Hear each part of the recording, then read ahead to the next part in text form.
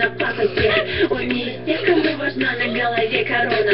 Такой не будет строить отношения в поисках резона. В порядке с чувством юмора и романтичен. Разбирается во многом и харизматичен.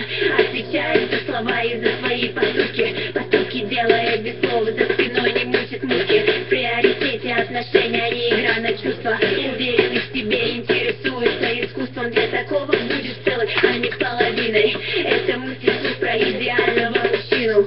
Я хочу быть с тобой нельзя. Будь идеальным, попробуй быть смелым. Попробуй хоть раз быть идеальным. Жаль, что вас нет, или вас мало. Я хочу быть с тобой нельзя. Будь идеальным, попробуй быть смелым. Попробуй хоть раз быть идеальным.